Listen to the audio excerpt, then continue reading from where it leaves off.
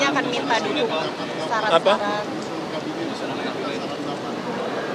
Kabinet itu adalah 100% hak prerogatif presiden. Kalau usul-usul boleh, tapi itu hak penuh presiden terpilih. Jadi kalau minta saran dari Bu Mega gitu Kalau nggak minta apa-apa ya? saran kan nggak apa-apa kalau minta saran. Tapi kalau nggak dimintai saran, ikut-ikutan nimbrung lah itu yang nggak boleh. Ya. Pak Jokowi saja tidak bisa intervensi kabinet Prabowo Gibran, apalagi yang baru bergabung atau pemain baru. Seperti itu ya, pemain baru rasa lama. Itu yang akan saya tanyakan kepada narasumber saya yang sudah bergabung bersama saya di sini, Mas Ahmad Badawi. Mas Owi, selamat malam. Assalamualaikum Mas Owi. Waalaikumsalam, Caca, Pak Ya. Yandri. Mas Owi, Siap. tadi di sini Bang Yandri kan sudah Malam, Bang mengatakan, kita saja yang 3 kali mendukung Pak Prabowo pun ikhlas mau dikasih menteri berapa. Nah sebagai pemain baru sebenarnya ada harapan tidak mau dapat berapa sih, 5 apa jangan-jangan ya. Mas Owi boleh silakan. Ya, terima kasih. Terima kasih tadi sudah diidentifikasi sebagai pemain baru. Ya, sebagai identifikasi ya, meskipun belum resmi menjadi pemain baru. Tergantung Pak Habib sama Pak Yandri itu mau diakui sebagai pemain baru atau tidak. Tentu Baik, begini, terkait dengan kabinet, itu semua sesuai konstitusi merupakan hak prerogatif dari presiden terpilih, yakni Pak Prabowo dan Pak Gibran. Nah, adapun terkait dengan jumlah kementerian itu kan sudah diatur di Undang-Undang Kementerian Negara, yakni maksimal 34 kementerian. Selama undang-undangnya tidak diubah, maka jumlah maksimal kementerian itu 34. Nah, kalaupun kemudian biasanya yang terjadi dalam beberapa kali pemerintahan itu memang jumlah menterinya itu tidak lebih dari 34. Tapi jabatan-jabatan yang lain setingkat menteri itu kalau diakumulasi memang lebih dari 34. Tapi sekali lagi memang presiden itu diberi kewenangan oleh konstitusi untuk membentuk lembaga-lembaga yang setingkat dengan kementerian. Itu satu hal terkait dengan konstitusi. Kalau memang mau disaklekan harus bernama Kementerian Negara, ya harus diubah dulu Undang-Undang Kementerian Negara yang mengatur membatasi jumlah kementerian itu maksimal 34 kementerian. Kalau kemarin ada usulan dari Asosiasi Hukum Tata Negara, ya silahkan saja. Teman-teman kan sudah melakukan pengkajian. Kira-kira mana kementerian-kementerian yang dianggap perlu dimekarkan. Sekali lagi, kalau soal usulan, siapapun boleh mengusulkan, tetapi hak prerogatifnya itu ada di presiden. Oke, ya sekarang saya ke Bang Habibur Rahman. Jadi ini pemain baru ini udah kayak ospek ya sebenarnya. Bisa kita katakan pemain baru atau mungkin masih ditimbang-timbang. Dan juga Bang Habib, sebenarnya kan di sini Mas Agung mengatakan, apa sih yang menjadi tolak ukur dalam menentukan siapa dapat berapa? Jangan sampai kemudian yang dorong sejak awal dapatnya tidak terlalu besar atau mungkin kurang dari yang diharapkan, sementara pemain baru yang dianggap belum masuk ke dalam visi dan misi dan Pak Prabowo malah dapat kursi. Bagaimana Bang Habib?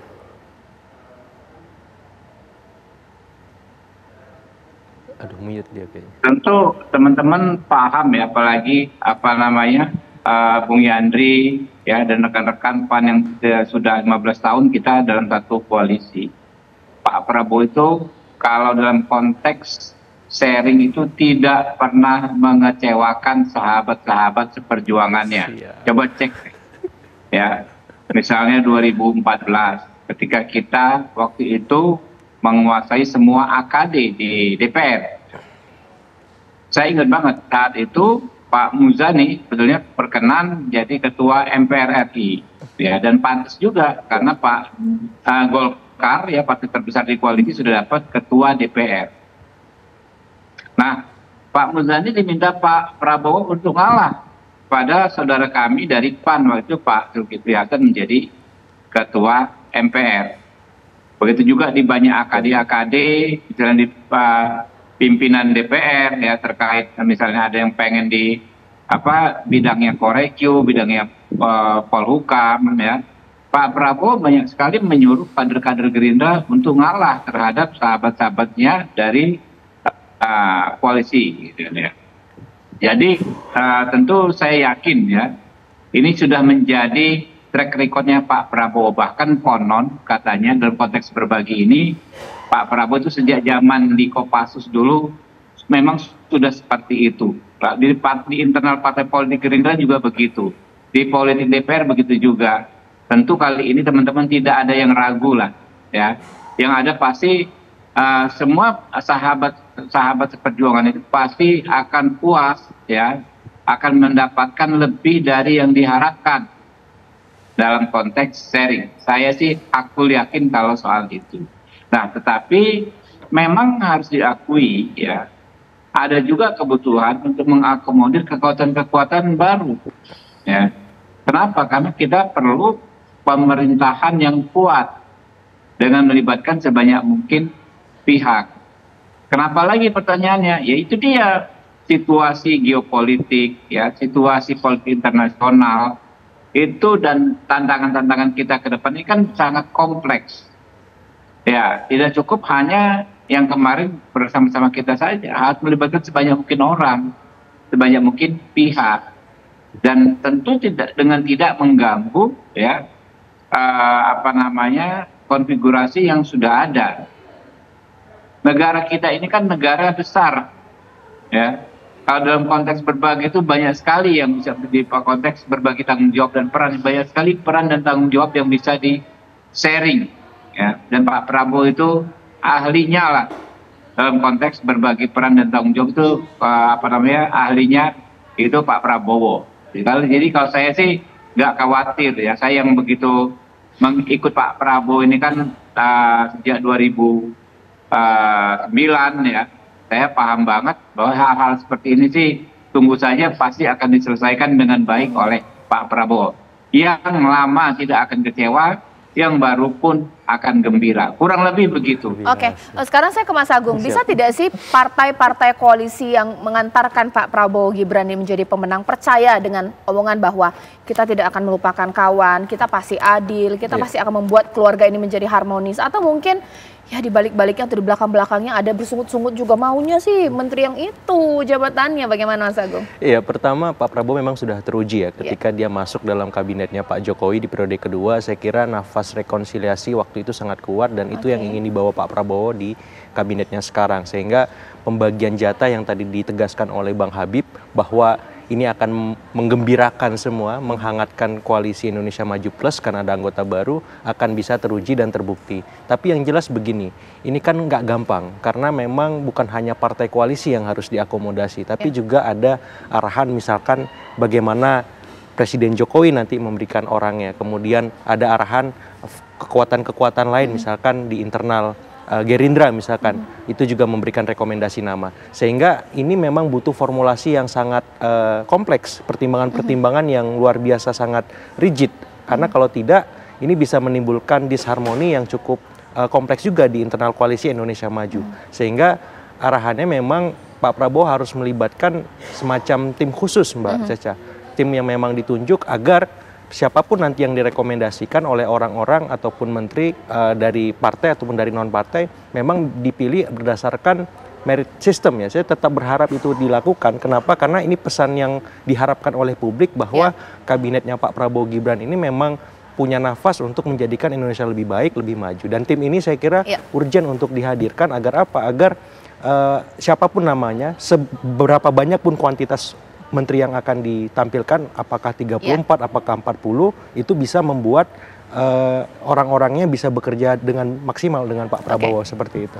Saya tuh penasaran dengan Bang Yandri tadi mengatakan kita ikhlas, itu hak prerogatif dari Pak Prabowo dalam menentukan PAN dapat berapa, tapi komunikasi tetap harus dijaga. Apa jangan-jangan partai-partai yang mengantarkan menjadi pemenang ini juga minta, ya kamu minta segini untuk jabatan kementerian ini, bagaimana Bang Yandri?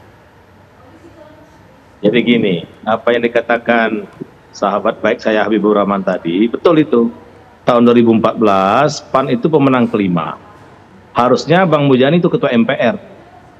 Tapi di musyawarah mufakat di hotel dekat MPR itu, saya ikut itu. Ya udah kata Pak Prabowo, Pak Jul aja. Nah, termasuk AKD-AKD tadi, yang beberapa jatah atau haknya Gerindra malah dikasihkan dengan koalisi merah putih waktu itu. Jadi memang betul teruji itu, dan faktanya sudah ada, rekam sejarahnya jelas. Jadi kami meyakini Pak Prabowo ini orang sangat komit, kemudian tidak mengecewakan komitmen, dan waktu tanggal 20 Maret Pak Caca, ketika KPU mengumumkan hasil pemilu sebelum digugat ke MK, Pak Prabowo itu menyampaikan bahwa yang pertama dikunjungi itu PAN. Maka tanggal 21 Maret PAN melaksanakan buka bersama di kantor DPP PAN. Pak Prabowo hadir. Di pidato Pak Prabowo itu jelas, Pak Jul, Pak Hatta, kalau teman lagi susah ya nggak banyak. Nah, salah satunya PAN ini sudah teruji gitu. Jadi kalau PAN nanti minta X lebih dari X, ya jangan kaget Pak Hatta dan Pak Jul. Tapi bagi kami itu sesuatu yang luar biasa, dan kami tetap menghormati bahwa penyusunan kabinet itu murni hak prerogatif Pak Presiden terpilih itu Pak Prabowo. Nah, persoalan tadi seberapa menteri di mana, kami meyakini komitmen Pak Prabowo itu tidak pernah akan berubah. Walaupun kami mengapresiasi tadi yang dilakukan oleh Pak Prabowo safari politik atau mengajak kawan-kawan baru. Dan jangan lupa juga tadi Mbak Caca, saya juga nggak setuju kalau dikotomi antara parpol non parpol, seolah-olah yang parpol itu nggak profesional ya, yang dulu parpol profesional. Saya kira itu kurang bagus untuk bangsa kita, bahwa ada orang-orang yang dulu parpol diakomodir ya boleh, tapi jangan juga seolah-olah orang parpol nggak profesional. Jadi kurang pas itu. Dan sekali lagi kami sedikit pun tidak khawatir. Ini bukan basa-basi, bukan ya, komunikasi Bang Jul dengan Pak Prabowo itu Masya Allah luar biasa dekatnya, luar biasa intensifnya, dan pertemuannya baik yang dipublish maupun tidak dipublish, waduh sudah sangat sering, dan saya sering mengikuti atau diajak oleh Bang Jul untuk langsung dengan ketemu Pak Prabowo. Banyak diskusi yang antara PAN dan Gerindra itu chemistry-nya sangat nyambung, dan Pak Prabowo dengan Bang Jul itu sahabat lama, jadi kami meyakini komunikasi ini tetap akan terjamin dengan baik, kemudian terkondisikan dengan baik, sehingga nanti penyusunan kabinet itu saya meyakini tidak akan terjadi guncangan apapun, karena Pak Prabowo ini orang lihai, orang mantap, orang luar biasa pengalaman jam terbangnya, maka dia tahu bagaimana menyusun kabinet itu yang pas buat bangsa dan negara. Saya bilang tadi, di tengah persoalan banyak di dalam negeri, lebih-lebih di isu global yang luar biasa, semakin tidak menentu. Jadi kita serahkan aja kepada Pak Prabowo. Bagi PAN, sekalipun sedikit pun tidak khawatir dan tidak merasa akan terganggu kalau ada istilah Bang Agung tadi kan pemain baru, tapi saya bilang ini kan kalau Mas Awin kan sahabat lama ya. Silakan saja, bagi kami welcome saja. Kalau ada yang baru diajak, justru kami bersyukur. Karena sekali lagi bangsa yang besar ini perlu kebersamaan, perlu kita bersatu padu. Istilah saya itu bersatu saja belum tentu kuat, apalagi kita ini tercerai-berai. Nah, itu penting bagi prinsip perjuangan 5 tahun ke depan.